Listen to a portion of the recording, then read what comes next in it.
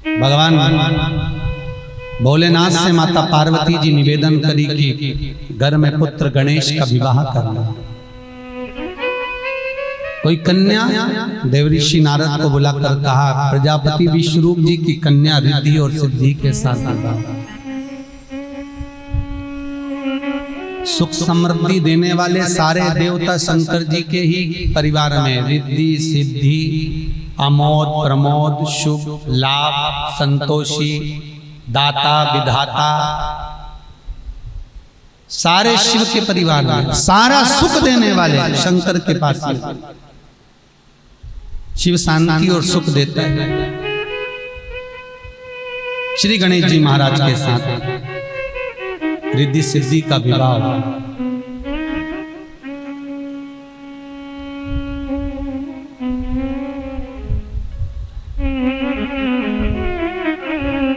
आपके घर में भी रिद्धि सिद्धि आए। कितनी अभिलाषा लगी रहती है घर में जब बहू आती है, कितनी अभिलाषा।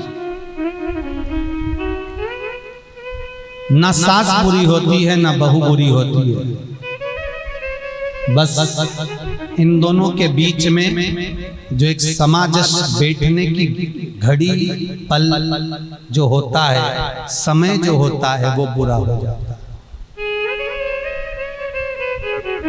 ना सास बुरी है ना बहू बुरी है। अगर सास बुरी होती तो अपनी रकम तोड़वाकर, अपना सोने का हार तोड़वाकर, अपनी पाटली तोड़वाकर बहू के चढ़ावे में नहीं चढ़ाती। सास बुरी होती तो एक से बढ़कर एक साड़ियां चुन्नी बेस बहू के चढ़ावे में नहीं चढ़ाती। अपना सामान सास ने बहू को दिया। एक लड़की के माँ बाप कहते हैं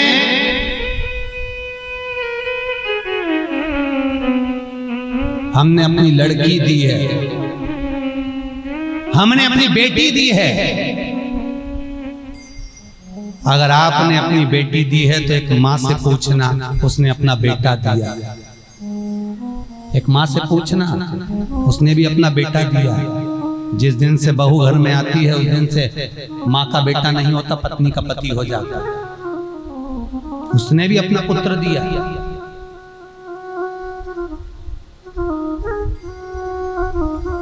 और तुमने तो बेटी दी है, पराए घर चली गई, वहां रह रही है, वो ठीक है, पर उसी के घर में जिस माँ ने अपने पुत्र को पाल पोस कर बड़ा करा, उसी घर में जिस घर में माँ अपने बेटे को लाड़ प्यार देती बड़ा करती है, पढ़ाती लिखाती अव्वल बनाती, उसकी गलतियों को छुपाती हुई बड़ा करती है, उसी घर में बेटा पत्नी और पति दोनों मिलकर जब एकांत में बैठकर कुछ खा लेते हैं और बूढ़ी माँ अकेली कमरे में रह जाती है, तो विचार करना कितना दुख होता होगा।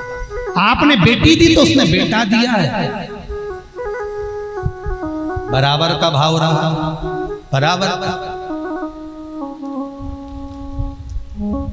4-5 चोरों का वर्णन आपको पहले कहा है। 4-5 तरह के चोर होते हैं। उसमें एक चोर का वर्णन किया था जो माँ बाप को दिए बिना खा ले, वो भी चोट्टा है, वो भी चोर है। तो ये ना विचार करा जाए। रिद्धि सिद्धि आपके घर में अगर आ रही है तो जगदम्बा पार्वती भी घर के अंदर, और माँ जगतजननी जगदम्बा पार्वती अपनी रिद्धि सिद्धि बहुओं को जब घर में लेकर आई तो पार्वती जी ने बस एक विचार कर लिया कि मुझे शिव की आराधना करना है। मेरा भी बुजुर्ग माताओं से निवेदन है, दुनिया का सबसे बड़ा आभूषण क्या है कि तुम्हारे बुढ़ापे में काम आएगा? बुढ़ापे का परम आभूषण, बुढ़ापे का परम रतन, बुढ़ापे का सबसे बड़ा सुख क्या हो?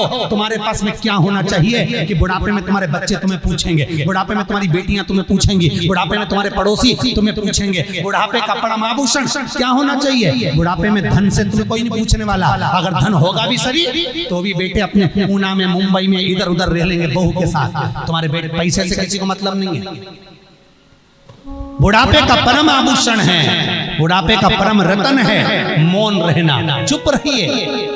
बुढ़ापे में ज्यादा बड़बड़ करोगे तो लोग समझेंगे पागल हो गए। बेटा कहेगा अपनी पत्नी से, उसका तो काम ही बड़बड़ाने बड़ाने। बहू पति से कहेगी तुम्हारी माँ दिन भर बड़बड़ती बड़बड़ाना। ज्यादा बोलोगे बुढ़ापे का परम आभूषण मौन, चुप रहो। पार्वती जी जब से रिद्धि सिद्धि आई, माता जगत जननी मौन होकर शिव की आराधना करती हैं, शंकर का अनुमोदन करती हैं, शंकर का स्मरण करती हैं। सब्सक्राइब करें टोटल भक्ति को। अब हमारे वीडियोस को सबसे पहले देखने के लिए बेल आइकन को दबाना ना भूलें।